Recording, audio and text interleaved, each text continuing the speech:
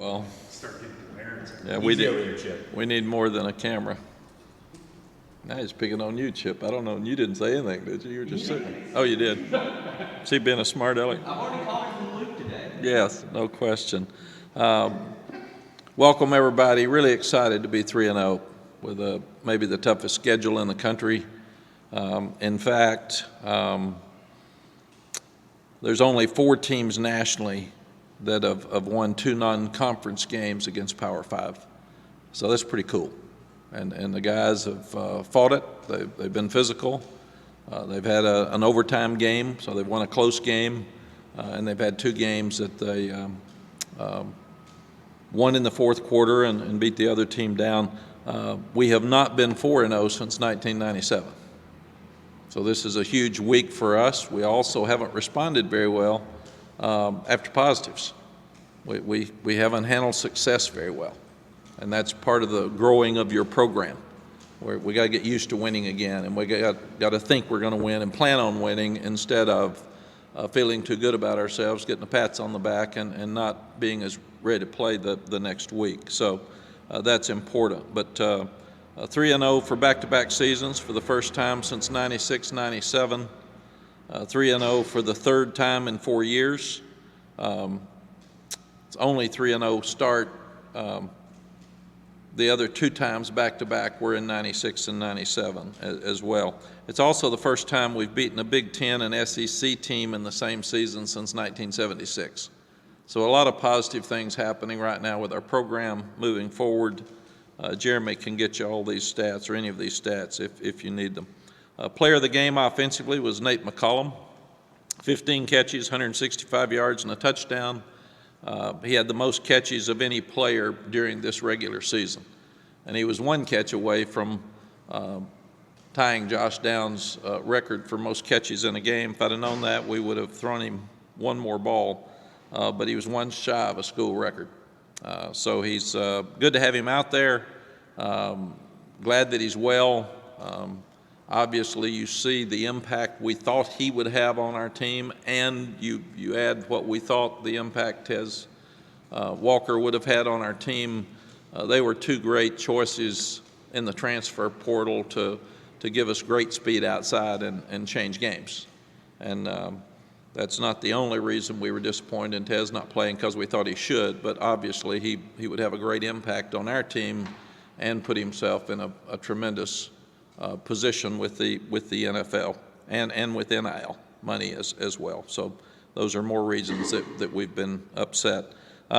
Defensive player of the game, Power Eccles, played his best game, had 9 tackles, had an unbelievable interception, very much like the one he had against Oregon in the bowl game, that changed the game because we knew it was going to be a possession game, a number of plays game, and they were moving the ball, they were holding the ball. It was a hot day. We wanted to keep their defense on the field, and this was a game-changing play. So really, really proud of Power. And the 2 special teams players of the game were Liam Boyd. Liam's never played in a game before. He was a walk-on that was redshirted last year at Clemson and transferred in here. And he had 4 touchbacks of his 6 kickoffs. So he had great placement on the ball. So we're really, really proud of him stepping in when Ryan Coe had the lower body injury last week. And Noah Burnett waited his chance again. He had the 42-yard field goal and kicked 4 extra points. So our kicking game was really good, and those guys stepped up. Another notable guy on offense was Drake. He had completed 29 of 40 passes for 2 touchdowns, 414 yards. He did have the 2 interceptions. One of them he just underthrew, and he's human. We don't think he's human because he's the best out there. And the second one he got hit, which was just an unfortunate throw. But he does things that absolutely amaze me. And it's just completing ball after ball and with confidence. And the number of I get mad at our defense for not stopping a quarterback run. Drake makes yards every week. I mean, it's hard to stop the quarterback from scrambling when you've got a guy that can run. That's why you need an athletic quarterback. And he's one of the best at the country at finding the yards, having a great feel for it, and getting the first down. Offensively, we were good overall, but we've got room for improvement. Probably the most improved two areas were third down and red zone. We were 12 of 17 in third downs, and that was against a team last year that was fifth in the country in third down defense. Minnesota's really good, and they're really good on defense. They play hard, and they're well coached. And we've made over 60% of our third downs in 3 consecutive games for the first time since they were keeping these stats back in 1990. So we're doing a much better job on our third downs than we've done. And we were 3 for 3 with red zone touchdowns. And that's something we have not been doing our last few years as well. So, and conversely, they were 4 for 12 on third down. And we did not do a good job against App State on third downs last week with conversions. So that was a huge improvement. And they were 1 of 2 in touchdowns in the red zone. So 519 yards. We want to be balanced, but we don't want to be stubborn. I told Chip and the offensive coaches at halftime, if they had too many in the box, throw the ball. And we ran the ball 1 time in the third quarter. And then we came back out in the fourth quarter, and we had 16 rushes for 76 yards. When they knew we were going to run it, we knew we were going to run it, and that's important. So they had 4 rushes in the fourth quarter for 9 yards. So we had the ball 11 minutes and 26 seconds to their 34. And for the game, we had the ball 77 plays to their 61. And that was a real concern coming in because they had not allowed another team to have over 50 plays on the average of offense. So dominating the fourth quarter was really, really important to us. The time of possession for the day was 33 minutes and 10 seconds to 26:50. All of those things were really, really important going through. So like the way we're playing complementary football. We're keeping the ball, defense getting off the field, all of those things really helped us with time of possession on Saturday. I didn't like the way our production on first down. We had too many second longs, and we overcame them, and we got back to third down, but we had too many plays on first down, specifically runs, that did not make enough yardage to put us in the positions we need. And we can't have the 2 turnovers. We had 2, they had 2. We did stop one of their fourth downs. They did not stop us, so that put us in a better position there. Defensively, we said we did a great job on third downs. We held Minnesota to 133 yards passing. They were 10 of 30. I thought the fact that we were more aggressive with our disguises, we were more aggressive with our defensive backs. We were in people's face more. We had more opportunities to make plays than in our pass. So we actually had the 2 interceptions, but we had 8 pass breakups.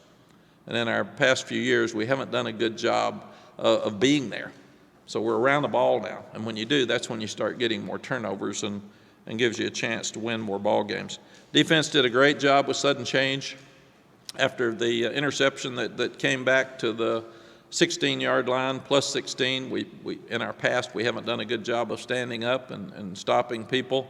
Nate McCullum made a great play to tackle the guy. He could have gone back for a touchdown, but then the defense stepped up and held them to 3 points. And that's something that is definitely an improvement. We gave up 170-yard rushes, which is too much. We gave up 219 last week. 3 of those runs for the 170 yards were 80 yards, 3 of those plays. So that's what we've got to do. We had 3 explosive plays that we were in position to stop and didn't. So we can't give up explosive runs like that. So outside of those 3, we held them to 3.2 yards per carry and on the other 28 rushes. But that doesn't matter. We gave up 80 yards. And we just didn't get where we were supposed to get.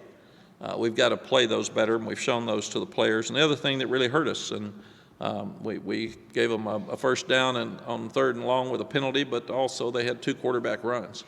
So we've still got to figure out a way to do a better job with the quarterback runs and trying to stop them. But off of their turnovers, they scored 3 points. The 2 turnovers that we got, we only scored 3 points. So the turnovers ended up balancing out. Special teams, we did a nice job, as we said earlier, with the kickers.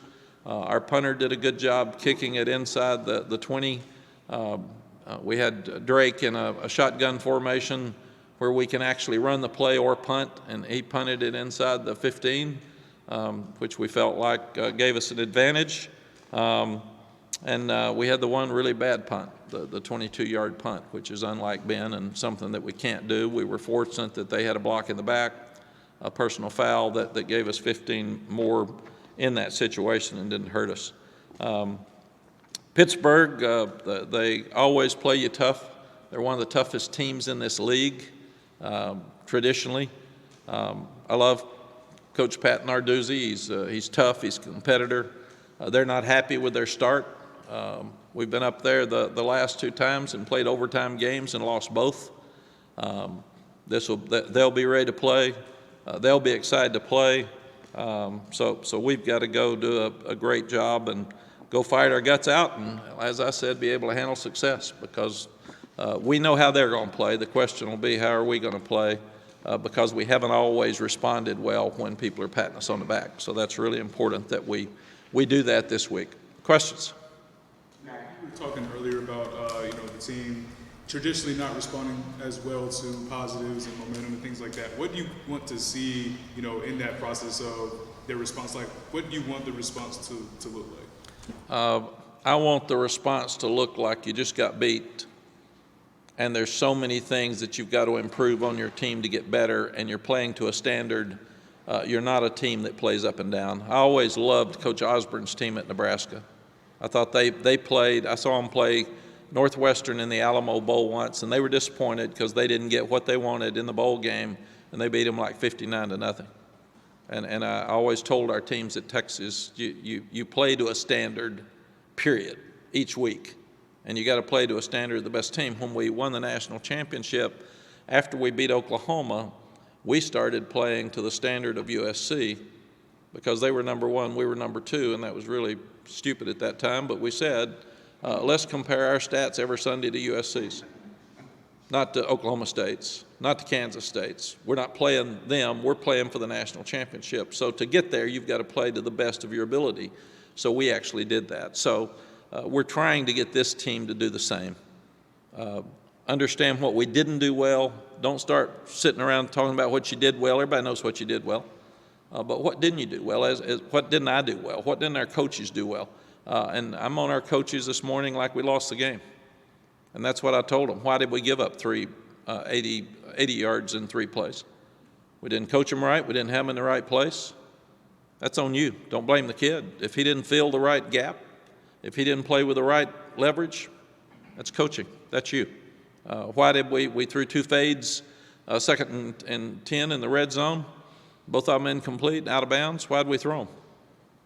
Why didn't we have a better call than that at that time? So we want to, you're best when you're uncomfortable. And if you get comfortable in this business, you better look out, because about the time you think something's not going to happen, it does. And just look at the scores around the country. Every Sunday I go in there and show players, teams that have better players that lost the game. So it's not the best team, it's the team that plays the best on that day. And I've said, what do you think they were thinking last Sunday before they got beat? How do you think they practiced on Tuesday? What were they thinking about on Thursday? They sure didn't think that team had any chance to beat them, because none of us thought they did. And that's the mentality you got to have, is get up every morning, have an edge every morning, and get better every day. I gave the coaches a quote this morning. You get better or worse every day and every week. You're not going to stay the same, period. So are we going to get better this week, or are we going to get worse? That's the question mark, and only the people in this building can handle that. I was just going to say, you just said that you compared stats, in the past. Is there a team out there right now that you're having them kind of look at and this? No, because we're not good enough to do that yet. We don't have anybody we're chasing. We're trying to get ourselves better. So what we're doing is we're taking those 3 plays for the 80 yards, and we're showing them to the entire team. Don't be griping about the defensive call. Don't be griping about somebody else's play. You didn't get in your gap, period. Here is the reason that the protection wasn't as good. We didn't play as good inside. Our guards didn't play as good, and they're banged up. But we got to play better inside. You're only as strong as the middle in sports. Everybody's only as strong in the middle. So if you don't play well in the defensive line, you don't play well in the middle of the offensive line, usually going to lose the game. And quarterback and running backs and safeties. It's just right down the middle. Baseball's the same. Catcher, pitcher, shortstop, center fielder. It doesn't change. Whenever you look at it, the middle has to be strong, and we've got to play stronger in those areas. Mack, during the offseason and preseason, you talked about going from good to great, wanting to go from good to great. You mentioned you haven't been 4-0 since '97. You've lost the last two. You've played at Pitt. Do you sort of view this weekend as a litmus test for the team to see if they're ready to go into uncharted territory? Yeah, Michael, it's a good point, but every week's a litmus test. And I quit saying good to great because we didn't play great against App State, and I said we should have. There wasn't any reason not to, so I'm going to quit talking about great till you start showing me you want to be great. It's a conversation. I want to see it. I don't want to hear it. So we've quit talking about it. I don't use that anymore. And what you got to do is you got to go do it every week. Playing college football is really hard. I admire those kids so much that play. Regardless of whether you're playing in the game or not, being out there is really hard. I mean, they have to work so hard year round, and some of them don't get in a game. Some of them have 12 games that they play for the 300 plus days that they work. So it's really, really hard. Winning's even harder. And I've told them, why work so hard and lose? If you're going to do that, get ready to play each week. And in TV, it amazed me that people cannot be ready to play. How can you have 12 out of 300 and something and not be ready to play? And it happens. It happens every week. And it may be that they're okay, but they're not at their peak, and you've got to play your best to win because everybody's pretty good. Transfer portal is made a lot more parity in college football than ever before. I'm watching, I have this thing on YouTube at home where I watch highlights of a lot of the games across the country. It's amazing to me how many people have good players. And I watch them all. I try to figure out, where did he come from? Good Lord, he's good. And that's just what we're looking at. So let's really press ourselves, make ourselves very uncomfortable, and try to get to some place we haven't been before. And that's what we're trying to do. Going back to the beginning of fall camp, you've often referred to this team as being an older team. I think you actually did it earlier today.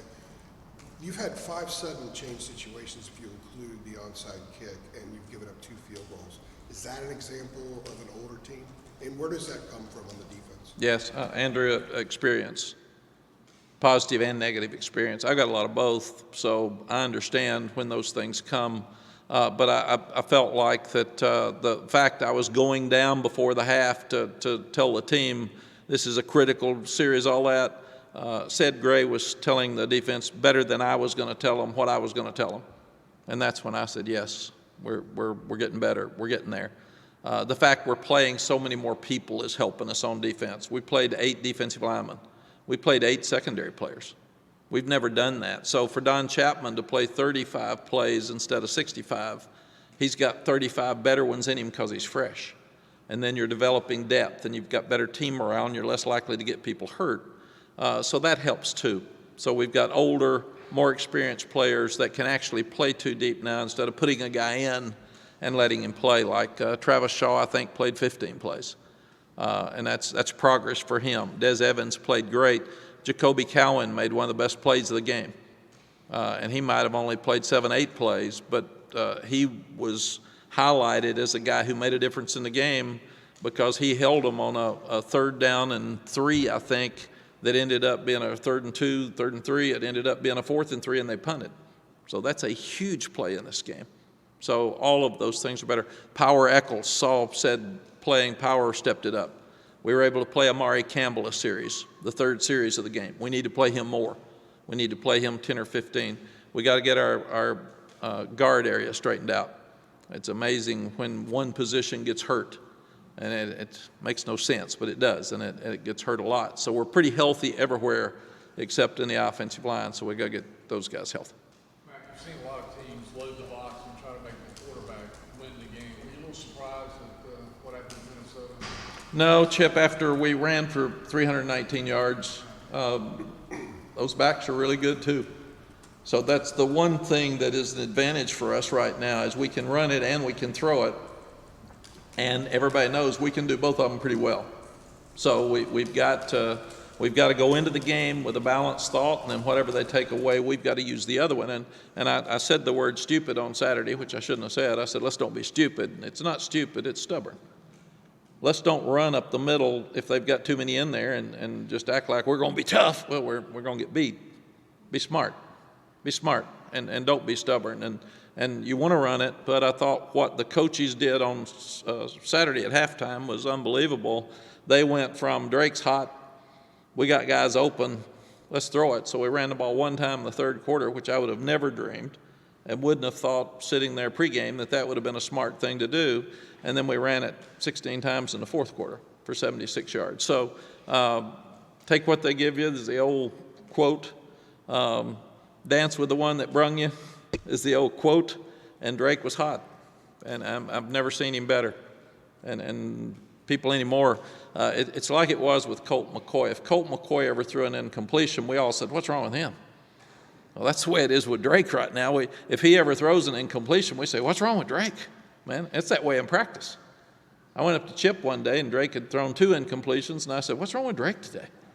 He said, Coach, he's 8 of 12, or 10 of 12, or, and I said, I got it. So, but that's where we're headed. Mack, in terms of the intensity and physicality you kind of referenced with Pitt, you feel like these past 2 weeks with App State and Minnesota have almost been primers for that kind of play style you're going to face? And how do you think your team has responded to that kind of physicality so far? Yes, really the first 3 games are as physical as we'll play all year. These are really physical football teams, and I think P.J. Fleck at Minnesota was 17-1 in non-conference games. 19-1. It's a really good football team, well coached, tough, coming in here undefeated. I was proud of our fans.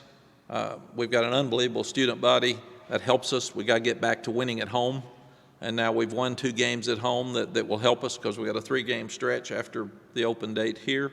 But this is one of the most physical teams we could have played after those 3 physical games. So, yes, we've got to continue to do a better job stopping the run and disrupting quarterbacks.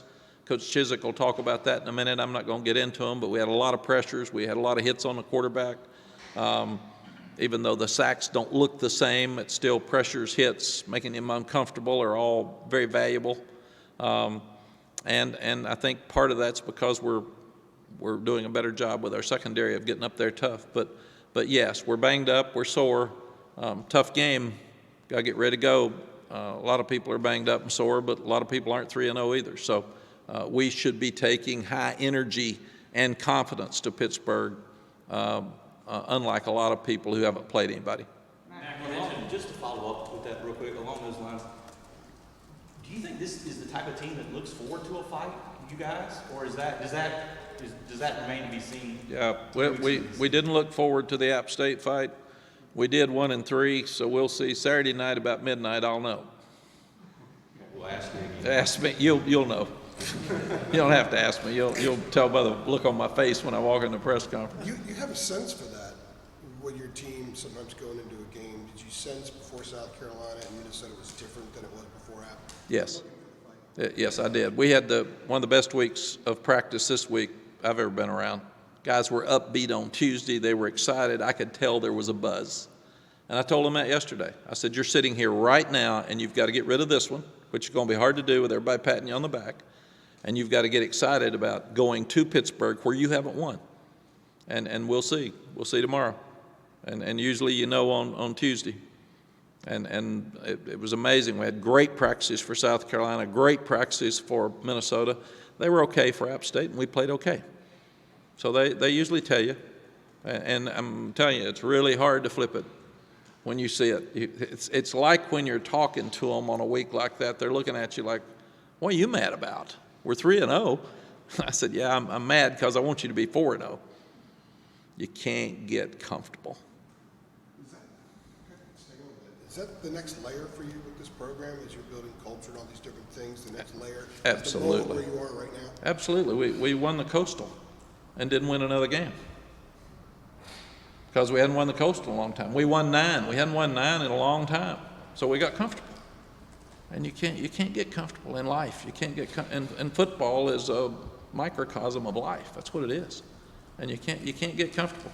You got to go back to work. So we'll see this week. I know Pitt's going to play hard, and I know they're going to play well. I don't know about us. I think we will, and I'm going to be really disappointed if we don't. But it's something. Last time we were at this place, we didn't play very well. So it's something that we need to do. We haven't done well. You mentioned the red zone and the success y'all had against Minnesota. Just going through these first 3 games, you've been able to run the ball really well in the red zone in that short yardage. How much easier does that make scoring and finishing drives when you get that far and you can still run the ball? Yeah, everything's tighter in the red zone, so it's harder to run the ball. And I do think Chip's experience with Gus Malzahn in the run game in his past, the fact that Clyde Christensen and Freddie Kitchens are here in the NFL, it's so much tougher because the players are bigger and stronger when you get in the red zone, and they don't even use as many formations as we do. All of those things have really helped us with who we are in the red zone. Mack, not to bring up bad memories, but the game. But don't listen till butter, however. The game 2 years ago at Pitt was so weird. I mean, you had the monsoon on your possession in overtime. I think it was either Cam Kelly or Gamble nearly had a pick on Minnesota's last possession. Is that a game that you still think about, or is that water on it? Yeah, we had lost 4 overtime games, and 2 of them at Pitt, and 2 of them great games, and they're hard-fought games. And the game last year here was a real physical game. We lost 2 players. We lost Des Evans and Noah Taylor in this game, which really hurt us as we were going down the stretch at the end of the year. So this will be a physical battle on Saturday night, and there's no reason to think it'll be anything other than it's been when we go up there. Mack, the success on third downs that you all have had, I mean, it's like, I think it's the second best in the country right now, somewhere up there.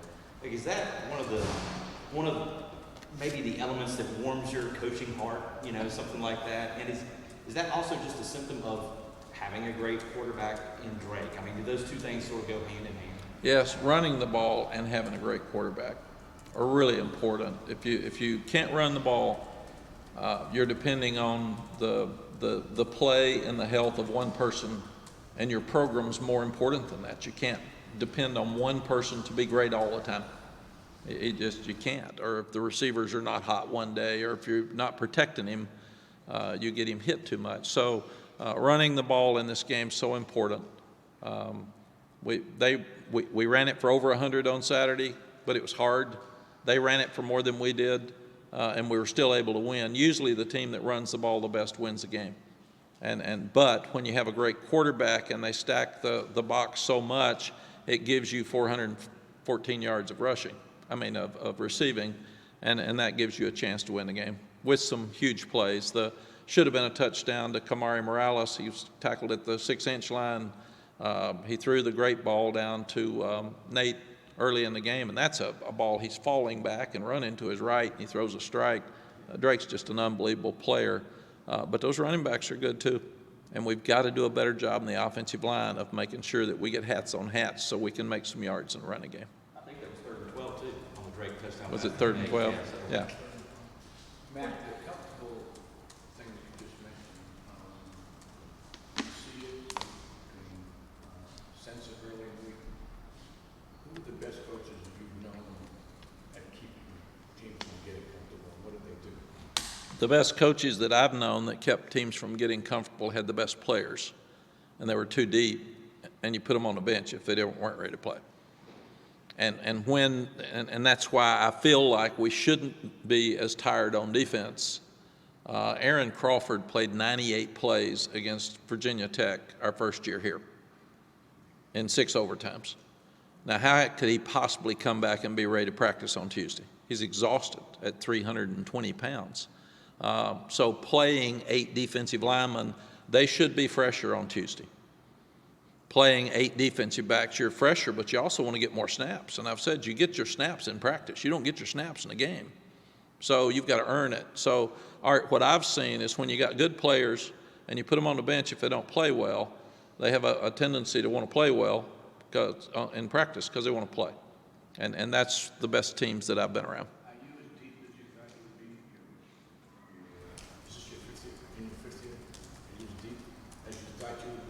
Not at linebacker, because we had 3 transfers. Eugene Asante was one of the players of the week in the SEC last week. At Auburn, made 12 tackles. He would be here with us playing at linebacker right now. Ra Dilworth left. Ethan West got hurt. He's not playing. So you're thin at that position. We're thin in the offensive line, probably because we've had 3 offensive line coaches in 5 years, and recruiting's changed. Some of those guys got hurt. We're thin at quarterback because we don't have experience if Drake goes out. Tez really hurts us at wide receiver because you need 6, and we've got 5 right now. We're playing. We got to find more now that he's not playing. We got to get somebody in his position. Defensively, other than linebacker, we're pretty good. We're pretty deep. We can roll fresh people, and that's a huge thing as you get toward the 7th game because people are just beaten down. Are you a plus or minus on the transfer portal and the NIL? Am I a plus or minus? Now, Art, that's an 8-day discussion, and we've got about 15 seconds here to. You lost 15, you got 7, that kind of thing. Does that lead to lack of depth that you would like to have? I'm talking to head coaches across the country that say I'm depleted in this position because I got 2 that left for the transfer portal and it was too late for me to get anybody else, and I've had 3 hurt. And that's causing all of us to have to look at roster management a lot differently than ever before. Mack, coming into the year, there was a lot of discussion from an ACC standpoint about success against other leagues. You guys, Syracuse and Duke, all beat the Big Ten. You and Florida State against the SEC Week 1. Kind of curious what your thoughts have been so far when you've looked globally a little bit around the ACC and these marquee matchups. Yeah, Aaron, I'm really proud of our league. We've got a lot of good teams. And with all the realignment talk, it distracts from who the teams are. These teams are playing well and they're well coached, and Syracuse going to Purdue and winning was huge. I mean, that's huge. So you start looking at Duke's been unbelievable. And I watch some of those games every Sunday night when I get in, and then I get to watch highlights. So I watch everybody that we play and everybody I think's good nationally, and I look at us compared to them and see what we've got to do to get where they are in different cases. So, yeah, and then you've got Florida State dominates LSU, and they come down to having to hold on to beat Boston College. So that's what I mean. You better play. You better play every week. You better go in mad. Don't get comfortable. Mack, over the years, you've done this a lot, and getting guys to play well every week, you talked about earlier. How has your approach sort of altered over the years to accomplish that? You know, players need to play, but as far as your role and all that, how have you changed? Tommy, I was offensive coordinator at Oklahoma, and Coach Broyles was coming in to do a TV game. And I had dinner with him on Thursday night, and he said something that has really stuck with me through the years. He said that, what kind of team do you think you have? And I said, Coach, I don't know. You know, how do we know till we play? And he said, well, here's my experience. You're going to play great 4 times a year. And you were playing 11 at that time. And he said, there's 7 times where you're going to have to figure out a way to win, because they're not going to play at their height of enthusiasm every game. They can't do it. They're human beings. They're not video games. And I sat there and I thought about that, and he said, so look at your schedule, and unless there's 7 that you're better than and 4 that you've got to beat, then you're in trouble. You're not going to have a great year. So every year I'm like a little kid saying, okay, who's this, and how good is this one, how good is that one? But what I have found is the more people that you can play, the fresher you are, and the more pressure there is on a young man to play well every day or he gets benched, the better chance you've got that they're going to play on Saturday.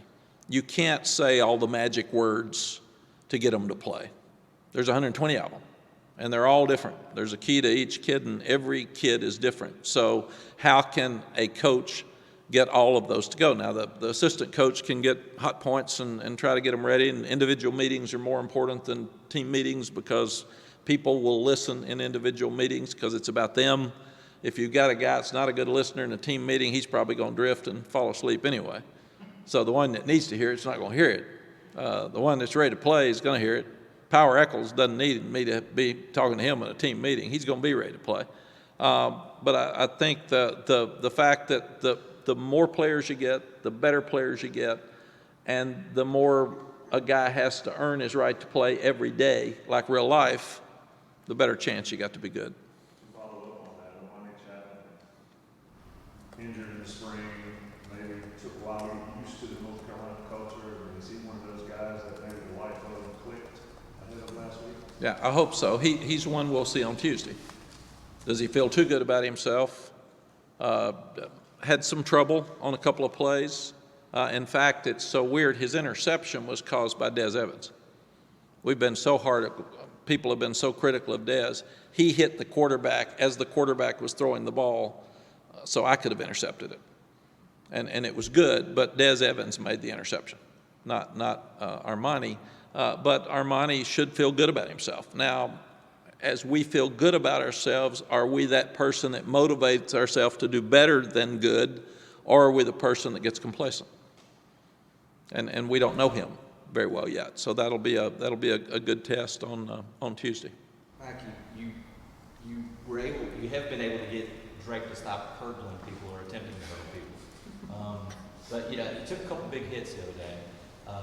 I mean, I guess there's only so much you can do to keep him from. I mean, you're not trying to prevent him from doing that. He's playing football, but like, where are you with that and trying to keep him as clean and as reduce the wear on him as possible, but also use what he has to an advantage. Because he's obviously a threat in the run game too. Like, just where are you on that with trying to prevent some of those shots on him? We love Drake.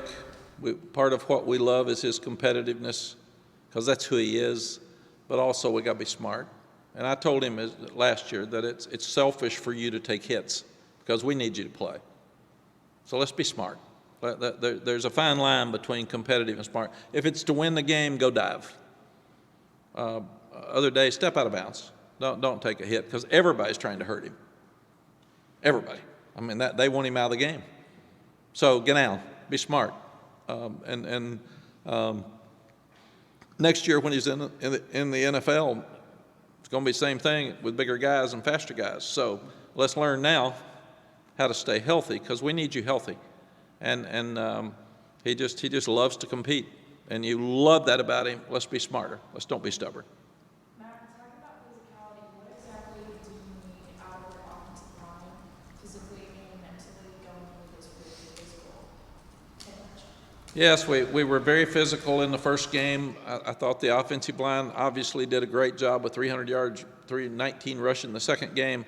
I didn't think we did as good the other night, and they played really well. And they're real well coached. They play with low pads, but we didn't play as well inside. Part of it's injury, but that's an excuse. They're not going to call the game off because we got some sore guys. So what we've got to do is we've got to get people on people. We made some mental mistakes Saturday, and we actually missed some people and had some run through, and we just can't do that. So we were disappointed in some of our offensive linemen on Saturday. Hey, we got time for two more. We talked a second ago about having 5 receivers, 1 and 6. I know Nate obviously is back in the fold, but as you've seen some of these kind of freshman guys in practice a little bit more often, I know you've talked about Hamilton and Culliver in the past. How realistic do you think it is for them to kind of get in some of these games and get some snaps and targets and everything like that? Jeremiah, absolutely. That was part of the discussion this morning in the staff meeting. If they're not sure what to do, find 5 things they can do. Find 5 plays they can run right now and have them go in for those plays and teach them 5 plays. And nobody else is going to know what 5 they are. And in 3 weeks, they might know that if Culliver comes in, here's what he's going to do. But right now, they don't. So find something they can do to give them a chance for success. Andre Green's getting better.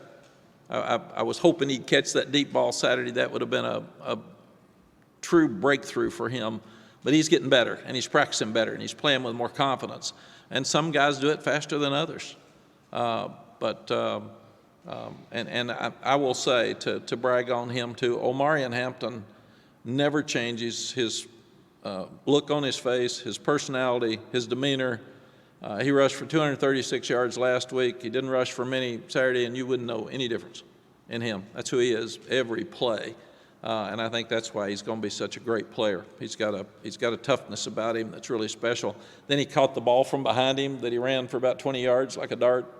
And then he caught one over the middle that he was so quick with, and he ran. We didn't block a couple of times on the goal line. People are grabbing him. He didn't care. He just ran over them, ran in the end zone. So, but we need to get some of those young, since Tez is not playing, we need to get some of those young ones out there for fresher legs too. Mack, the scene after the game, I would have asked you about it Saturday, but saw the video later. You know, just what was going on in the locker room. Looked like you got a little choked up. You know, you've talked forever about not doing a good job of enjoying these wins. I mean, do you think 35 years in now that maybe you're starting to get a better handle on that? I mean, are you trying to allow yourself to be in the moment a little bit more after these wins? Yeah, I'm really trying. It's not my personality, and it's not an easy thing for me to do. But you're sitting there. We dedicated the game to Mitch Mason, who's been through an awful time. And you see Tylee Kraft there every day fighting stage 4 cancer. And we've talked about it with Tez. These kids are our family. And we want them treated like I want my son to be treated, my grandson to be treated. And that's really important to us. That's our job. And that's who we are. And when you see them accomplish something that's so cool, and it was going to be tough to beat Minnesota. I wasn't sure we could beat them. We had to play good, and they did. And they did the things they needed to do. I was so happy for them and so proud for them. And to see them happy and singing and not asking me to dance, thank God. So I keep waiting. Yeah, if they ask me, I have to, and I try to get out fast. So they didn't grab me. Usually said Grace said, "Nah, come here."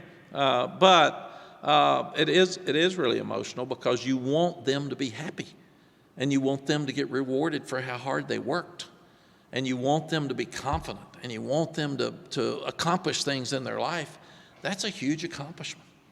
And I always get proud because it brings so much money to the university when we sell out. It brings so much money to Chapel Hill when we sell out. The athletic department, it pays for the other sports when we sell out. So it's really cool for me when everything comes together and you're at that moment at the end where it worked. This is really cool. It worked. And I'm so proud of it.